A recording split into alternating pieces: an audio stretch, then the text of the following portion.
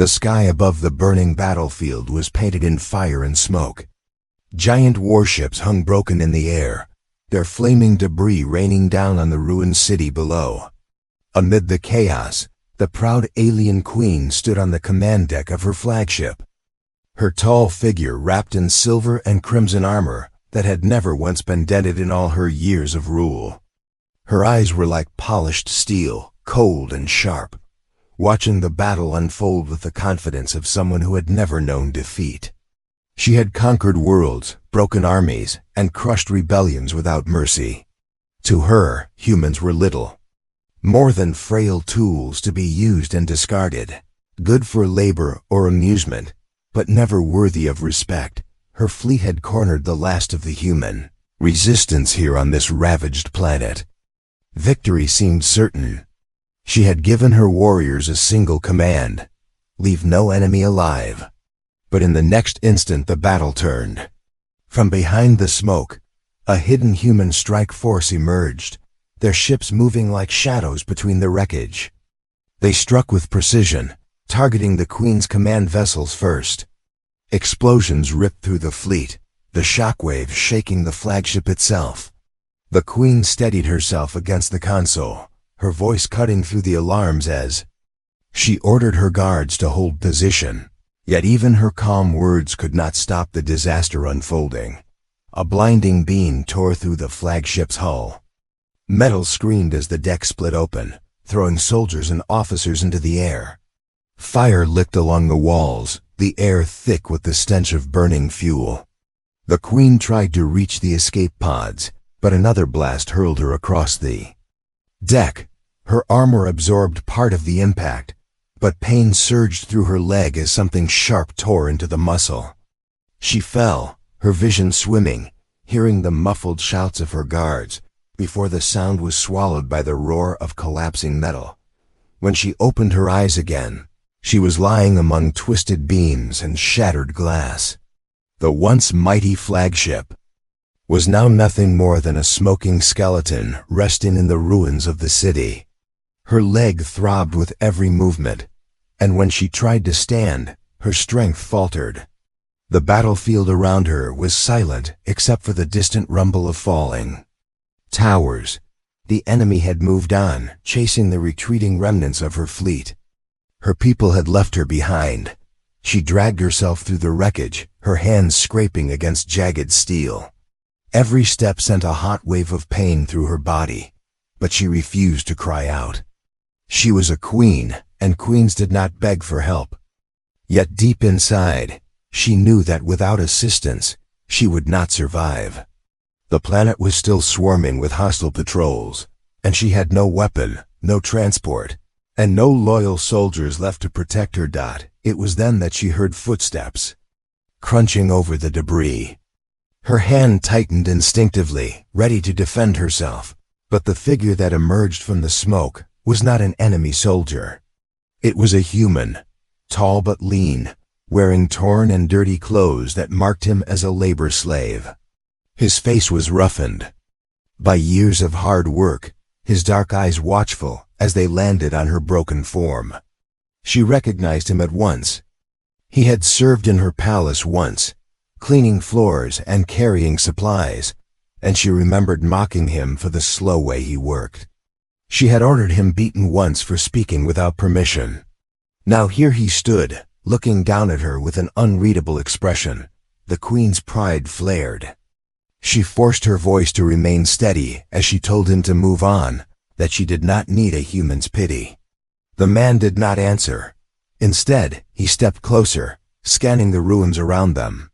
He told her in a low voice that enemy scouts would be back soon, and that if she stayed here, she would die. She spat back that she would rather crawl to safety herself than be dragged by someone like him. But when she tried to rise again, her injured leg buckled and she collapsed into the dust.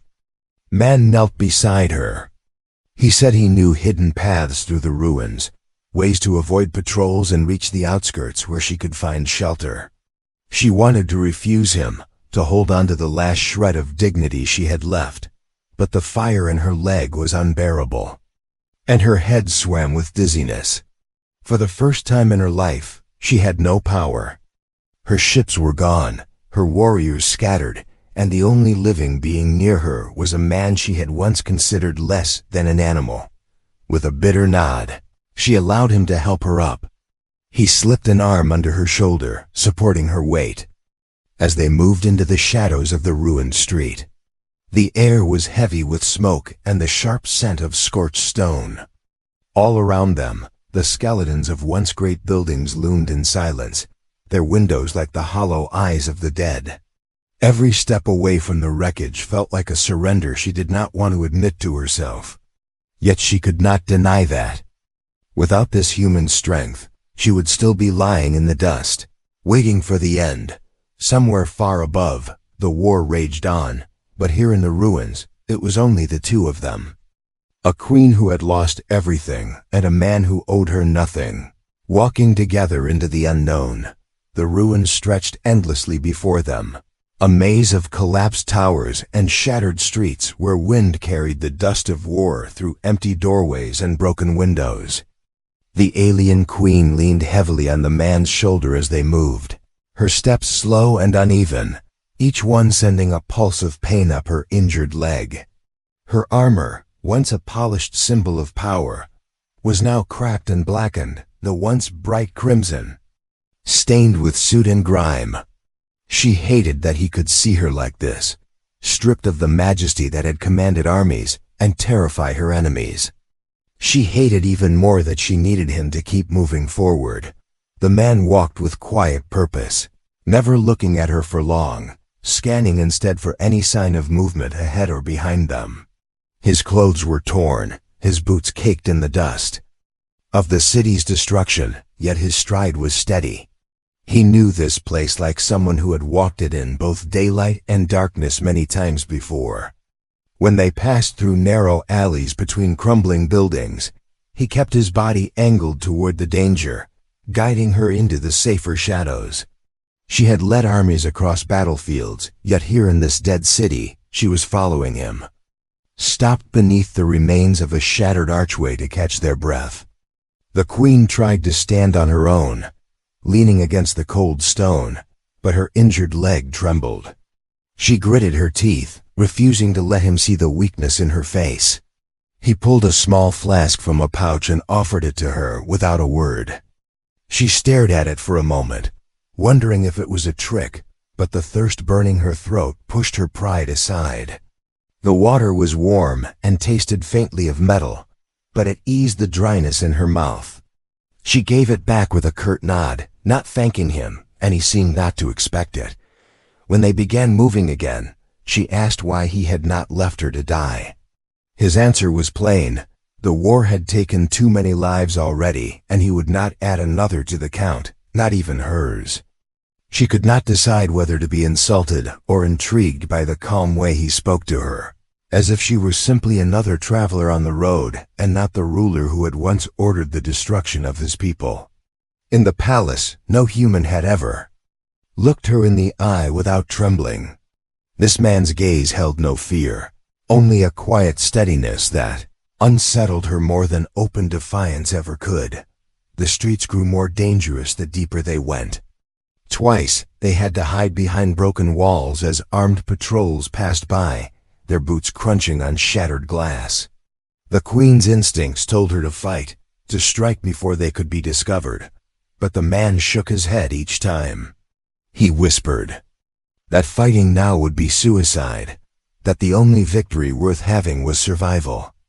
She wanted to argue, to remind him she was born for battle, but her body's weakness kept her silent. As night began to fall, the ruins grew colder. The wind howled through hollow buildings, carrying strange echoes that made her skin prickle.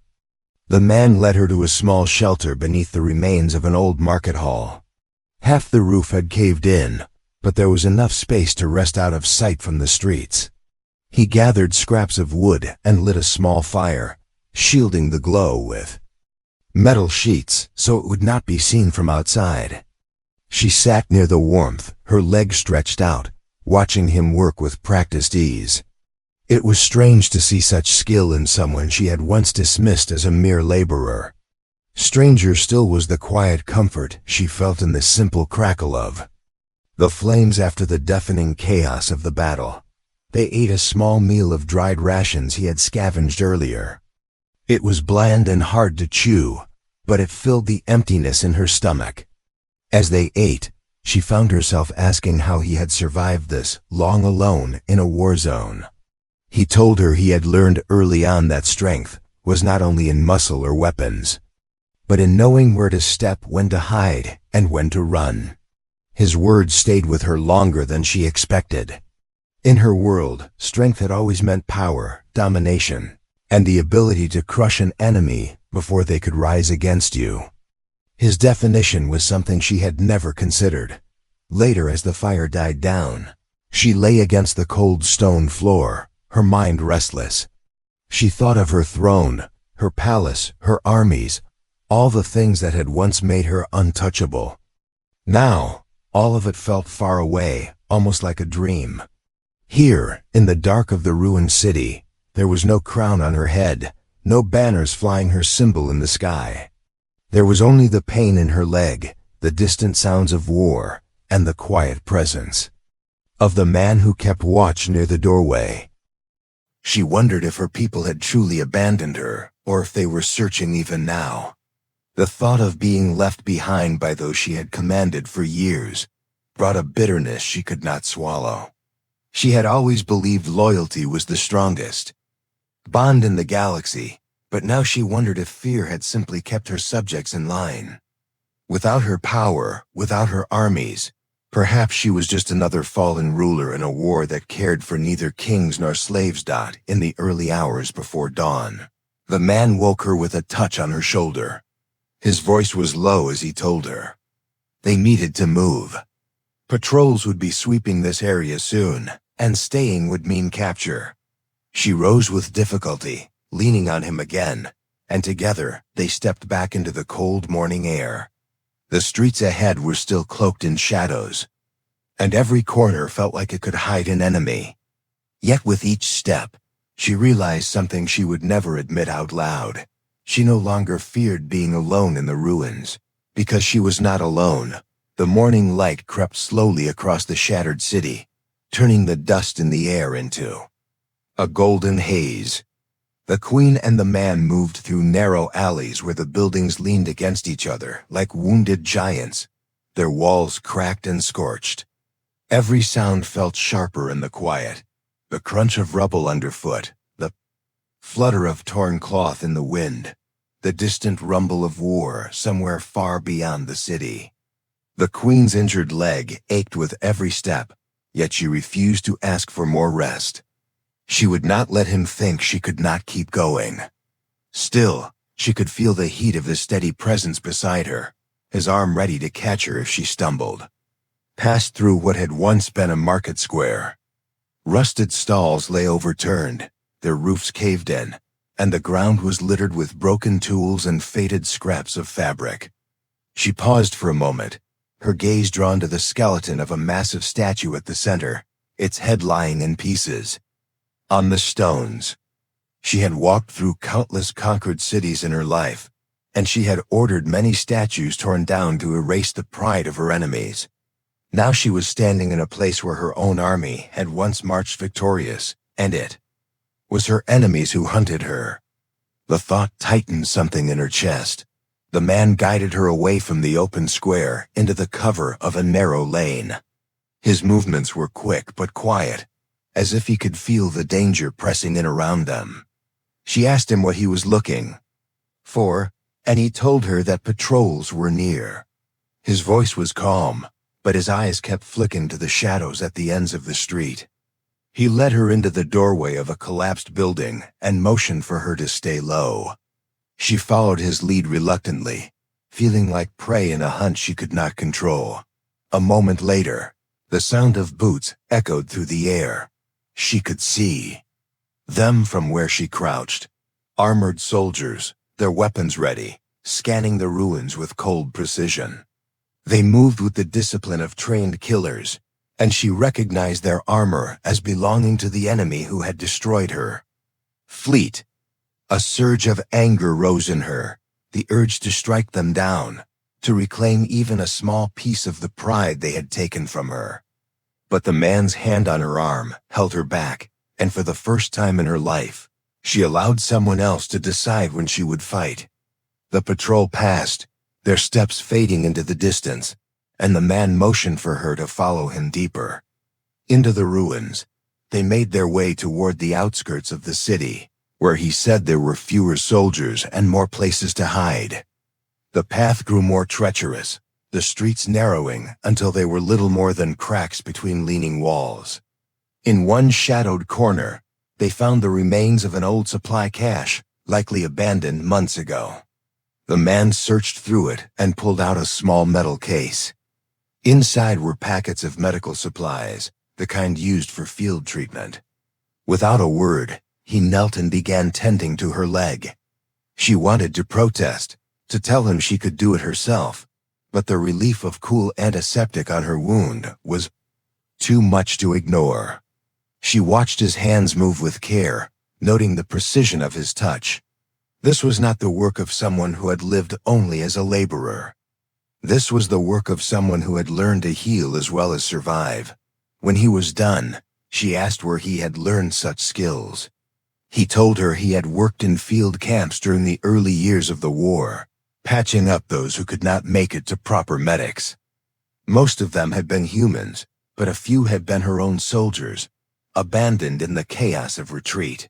She listened in silence, feeling a weight settle in her chest at the thought of her warriors left behind. She had always believed the strength of her people lay in their unity, but now she wondered if that unity had been nothing more than a shadow held together by fear. As the day wore on, the sounds of war grew closer. Explosions rattled the ground under their feet, sending birds scattering from the broken rooftops. The man led her into the basement of a half-destroyed building where they could wait out the fighting. In the dim light filtering through the cracks above, she studied him more closely. His face was lined with exhaustion, but there was a quiet determination in his eyes that reminded her of the warriors she had once trusted most. She could not understand why he had chosen to stay with her when it would have been easier to leave her behind. When the noise outside faded, they resumed their journey. The streets were emptier now, but the silence felt heavier. It was as if the city itself was holding its breath. They reached a narrow bridge of broken stone that spanned a deep gap in the ground, the remains of some great explosion. As they crossed, she found herself asking about his past. He hesitated, then told her that his family had once lived in a small settlement far from the central cities.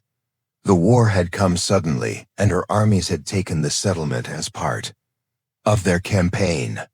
His voice did not rise, but she could hear the weight of memory in his words as he described how the soldiers had taken everything, leaving only ashes behind. She wanted to tell him it was the way of war, that all rulers did what they must to secure victory, but the words caught in her throat.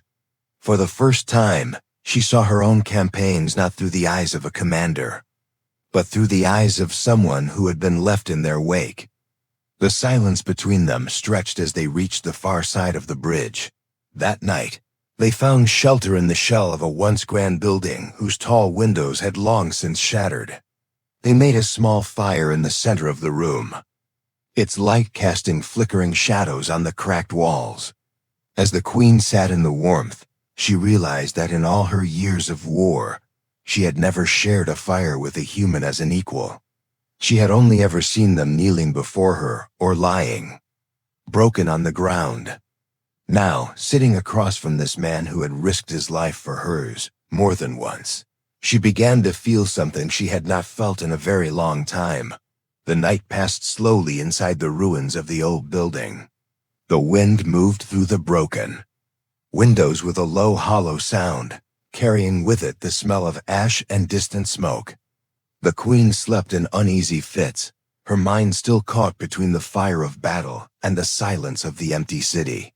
The man sat near the doorway with his back against the wall, his eyes scanning the shadows for any sign of danger. The faint light of the dying fire flickered across his face. revealing lines of exhaustion, yet also a quiet alertness that never seemed to fade. When dawn came, pale light spread across the cracked floor and woke the queen from her restless dreams. Her leg was stiff, but the pain had dulled slightly thanks to the treatment he had given her. They ate a small meal in silence before setting out again. The streets beyond the shelter were quieter than before, but there was a heaviness in the air that made every step feel like they were walking deeper into the heart of danger. As they moved through a wide street lined with the remains of tall buildings, the man suddenly stopped in motion for her to follow him into the cover of a fallen wall. She did not question him and crouched beside him, peering over the rubble. Ahead, a group of enemy soldiers moved in tight formation, their weapons drawn and their helmets reflecting the morning light. They were sweeping the streets methodically, checking every doorway and pile of debris.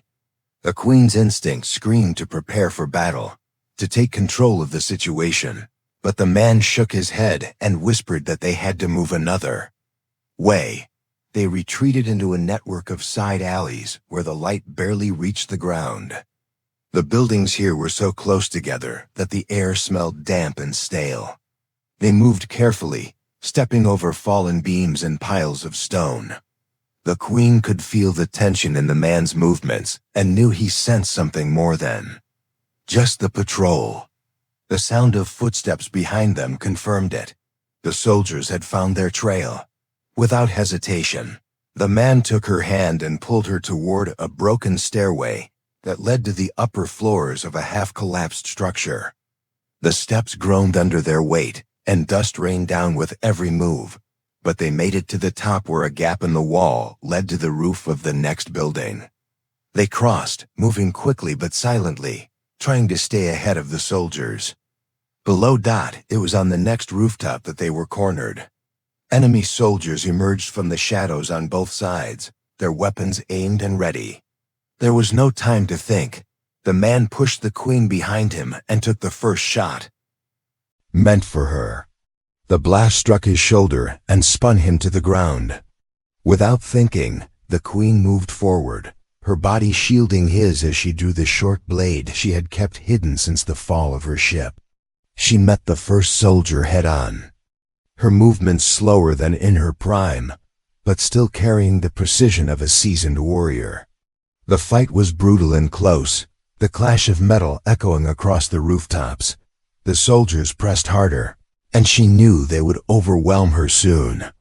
She looked down at the man lying injured beside her, his face pale but his eyes still sharp. Something fierce and unfamiliar rose inside her. For years she had fought only for victory, for conquest, for the power of her throne. But in that moment, she fought for him. Every strike she made was to keep him alive. Every step she took was to shield his body from harm. With a final surge of strength, she forced the last soldier back and drove her blade into his chest. The remaining enemies, realizing the fight had turned against them, retreated across the rooftops into the haze of the city. The queen stood over the man, her breath coming in heavy gasps, her arm trembling from the weight of her weapon. She dropped to her knees beside him and pressed her hands against his wound, trying to slow the bleeding. They had no choice but to move. She pulled him up with her arm around his back and began the slow journey across the rooftops, searching for a place where they could hide. Each step was an effort, her leg burning with pain, but she refused to stop. The man had carried her through the ruins when she had been too weak to walk, and now it was her turn to bear the weight. They finally reached a small room at the top of an abandoned tower where the door could be barred from inside. She lowered him onto the floor and used what little medical supplies they had left to dress his wound. His breathing was shallow, but he stayed conscious, watching her with the same steady eyes that had never looked at her with fear. She found herself speaking in a low voice, telling him he was a fool for risking himself for her.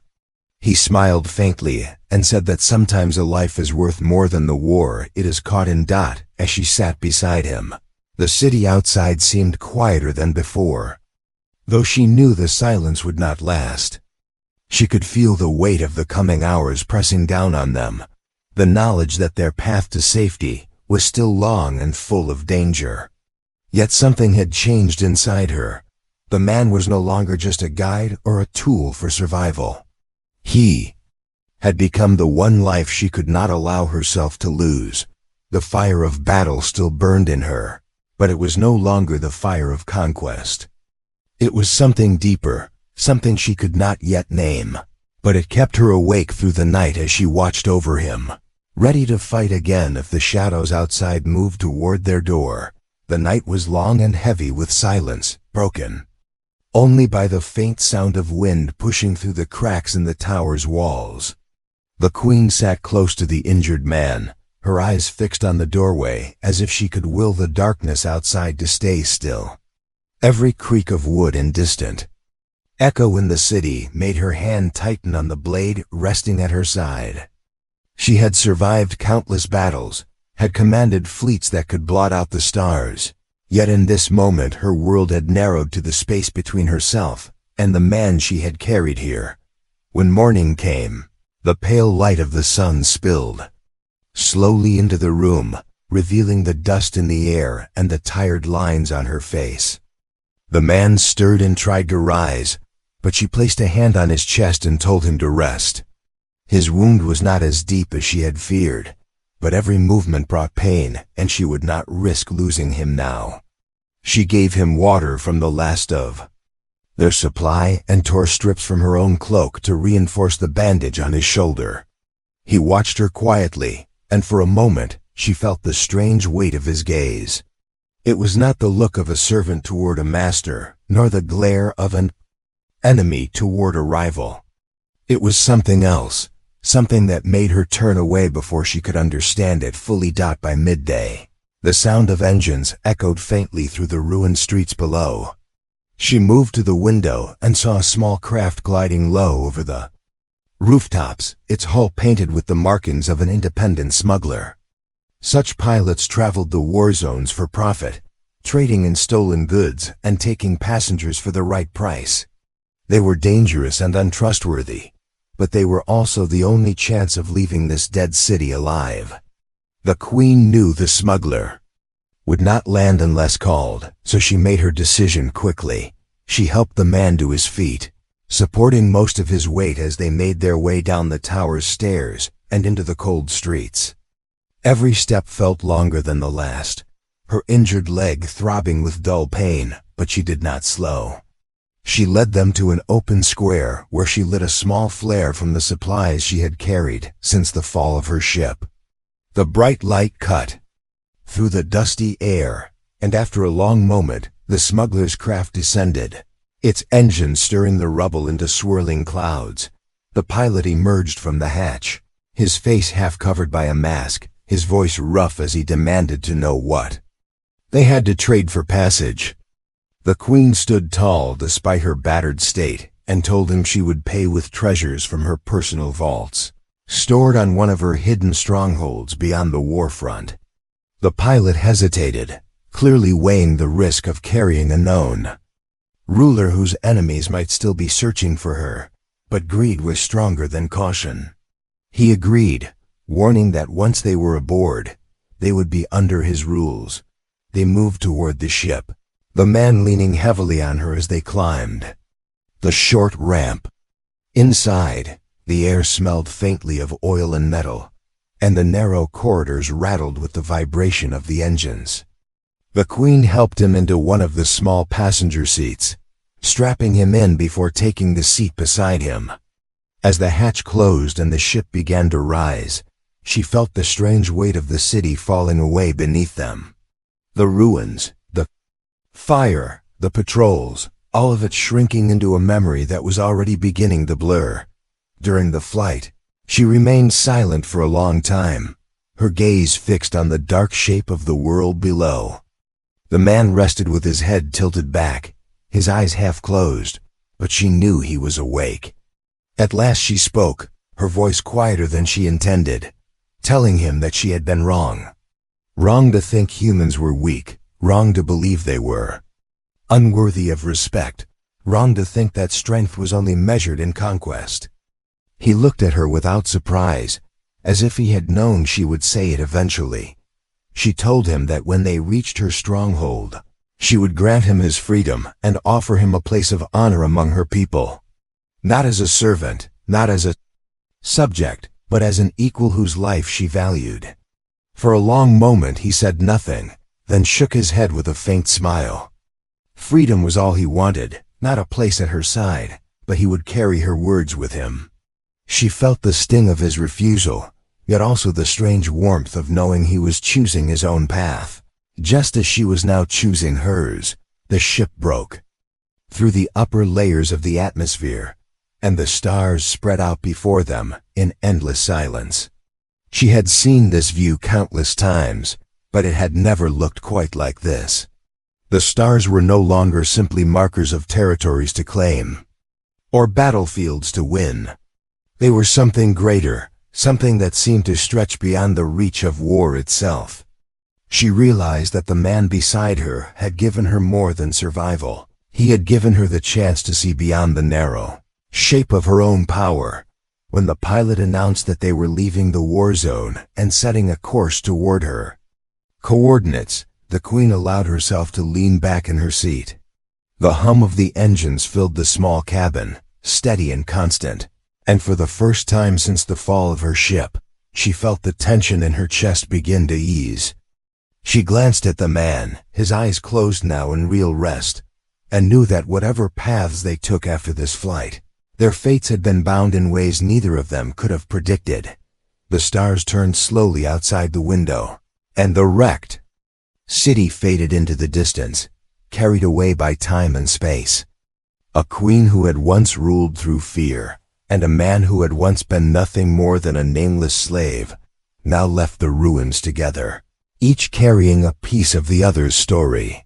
The war was far from over, but something inside her had changed.